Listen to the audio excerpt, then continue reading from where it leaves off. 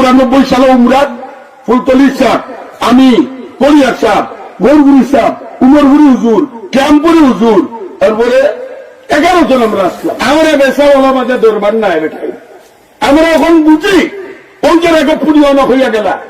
এই আহলে হাদিসে কি পরিমাণ জিনিস সর্বনাশ করে, ইমানের ভিত্তিতে মানুষের ইমান নষ্ট করি বালাই আপনার বাংলা বেখারি বলি বলি 14 বছর বলিয়া বেখারির দেহ বুঝিয়ান না।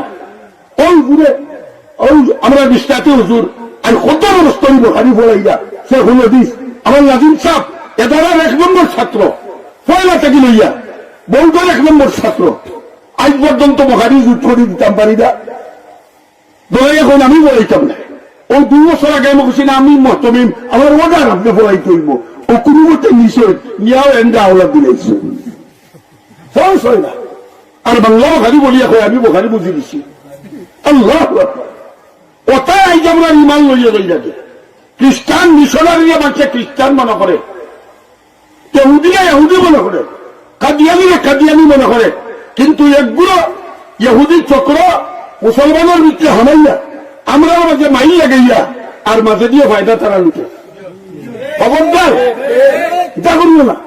এখন আর এই সময় নাই, এখন এই সময় নাই, এই সময় নাই যে কি হতো 1 নয় 3 মিটিং করছি দরগা পইয়া, শেষের মিটিং করছি হুসামুদ্দিন সাহেব সহ, এর মধ্যে দরগার গাছবাড়ি হুজুর সহ আস্থা সম্মিলিত উলামা পরিষদ গঠন করিয়া কেনা কেলি আমি কই আঞ্জুমানে আলিস্তার আইন সেক্রেটারি আমি অবসর নাই এরকম নাম করে আপনি ওই তুলব জোর করে আমার সেক্রেটারি বানাইয়া দিচ্ছেন তারা।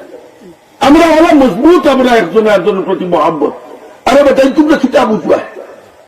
94 সালে উমরাত ফুলতলির সাহ, আমি কলিয়ার সাহ, গৌরগুড়ি সাহ, উমরগুড়ি হুজুর, ক্যাম্পুরি হুজুর, তারপরে 11 জন আমরা আসলাম।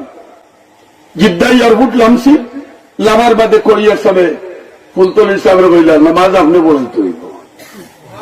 সুবহানাল্লাহ সুবহানাল্লাহ, নামাজ আপনি বলতে হইব।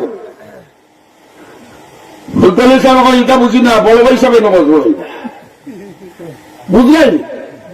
এটা বল কলিয়ার সাহেব বড় ভাই সাহেব, বড় ভাই সাহেব নামাজ বলি না। কলিয়ার সাহেব কইলা আপনি হুকুম করলে আমি পড়াই। চিন্তা করো, হিন্দাখন বড় ভাই সাহেব আর বুলতান সাহেব কলিয়ার সাহেব কইলা আপনি হুকুম করলে আমার চকুর সামনে আপনি হুকুম করলে পড়াইব। কলিয়ার সাহেব নামাজও গেলা, মাগরিবের রক্ত গেছে, জিদ্দা থাকি মক্কা থাকি বাস আর না। কলিয়ার সাহেব কই এখন আর হুকুম হুকুম মানতাম না। চিন্তা করো, তাদের মধ্যে শ্রদ্ধার মুক্তি করতে হয়। আপনার খেরাত আমার থেকে সুন্দর। কলিয়ার সাহেব ফুলতলির সাহেব কইল আপনার খেরাত আমার থেকে সুন্দর, মাগরিবের নামাজ আপনি পড়ানি লাগবো। এই কইলা ভাই সাহেব কইলে আর গীতা করতাম। আমি যাই আর বালাগঞ্জ আগ কলিয়ার হজরত গাড়ি থেকে বলিয়া ওই যে মাঝখানে একবার অ্যাক্সিডেন্ট করলা, কলিয়ার হজরত অ্যাক্সিডেন্ট করে নিচ্ছে। আমার তো ফির তাই বালাগঞ্জ ওয়াজ করিয়া নাই চাইছি দেখার। কলিয়ার সাহেব উঠিয়া কইলা তুমি তাই হোলাই যায়নি। ও আবার ফুলতলির সাহেব আইয়া আমার হোলাকে দেখছো।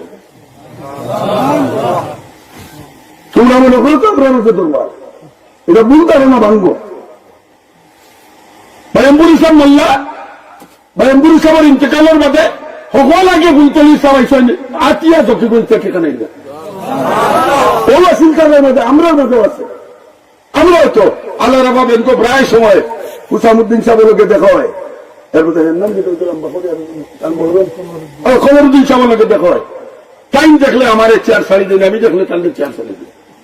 ও তো কদিন আগে আল্লাহ রাবেন কো আমার না খতুন সাহেব আপনি ওকা আমি বললাম আমার এক কোয়ালিটি কম, আপনার এক কোয়ালিটি বেশি। বলে কিতা বলে আপনার সাহেব কিবলা সাহেব জানা, আমি সাহেব কিবলা সাহেব জানা।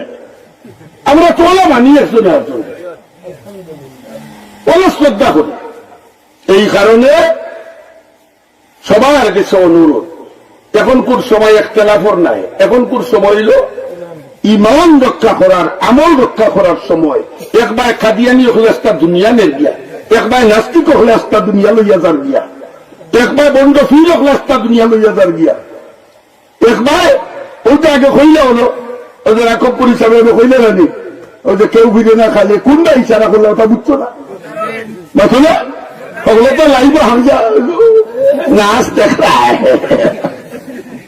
আগে আমরা উল্টা মেছে গাঁটুয়া না চাইতা ওটা দেখায় এটা কিতাব বুঝনি ইমান নষ্ট হইবার হাতিয়ার আখেরি জমানাত আল্লাহ নবী কইছেন এক গুরু আলিম হল বাড়াইবা যে তার সুর উনা লাগি মানুষ পাগল হইবা ওয়াজ উন্মা লাগি মানুষ পাগল হইবা নবী কইছেন এরার বাসা হইব আমার বাসা এরার ওয়াজ হইব আমার ওয়াজ এরার কোরআন শরীফ আল্লাহ নবী দেখাইছেন ও তখন ইবাই গেছে না এর মধ্যে আল্লাহ নবী কইরা দুয়া তুই আল্লাহ বুয়া বি জাহান্নাম এই আলিম হল দুজনের দুয়ার মানে বললা বললা তোমরা ডাকেন এরা থেকে সাবধান থাকি এই জমানা হচ্ছে তার জমানা খুব সাবধান ইমান বসাও তখন সবচেয়ে বড় জিনিস হযরত কারি তৈয়ব সাহেব হুজুর রহমতুল্লাহ আলাইহি দাওলম দেওবন্দের মুহতামিম ইটা আসছি কত বছর আগে ওই জমানাত কারি তৈয়ব সাহেব কইছেন যে এই জমানাত একটা মানুষ যদি তার ইমান খান বসাইয়া নমাজ খান পড়িলায় আর হালাল যদি খাইলায় তা আমি এই জমানার আব্দুল খালিদ জিলানী ওগুলো মনে করি